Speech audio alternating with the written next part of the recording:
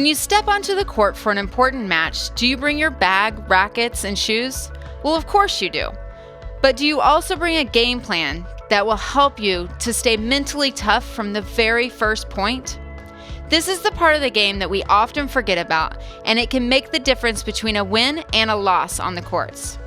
We don't work on the mental side of tennis enough, and it's just as important as your forehand or your backhand or even bringing your tennis rackets with you.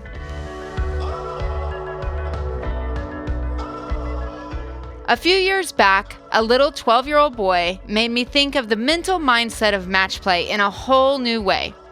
He simplified it down to an exact science for him and made me see how simple it can actually be to have a game plan when you hit the courts.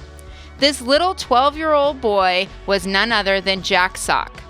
I was coaching some kids at a tennis tournament in Omaha, Nebraska, and one of our kids, Kale, was playing Jack in the finals. I could really see Jack's mind working very differently than most other kids on the court. It was like he was going through a mental checklist while he was playing.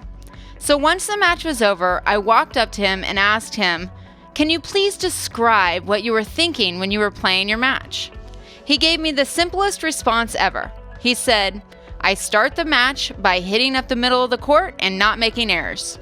You see, many of the players he came up against would simply try to out-hit him or get fancy because they knew in their minds they were playing the big Jack Sock. So many times that was all he had to do was to win points, was just to put the ball back in the middle of the court. Then he continued on with him saying, "If that doesn't work, then I just move to the next level, which means I'm moving my opponent around the court."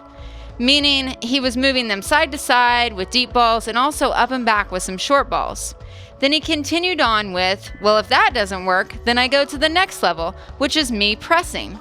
Jack would look to attack more short balls, take a few more risks, and really punish his opponents more with that serve +1 strategy. Then he just stopped talking, looked me dead in the eyes, like, "Duh, Coach Megan, you should totally know all this stuff."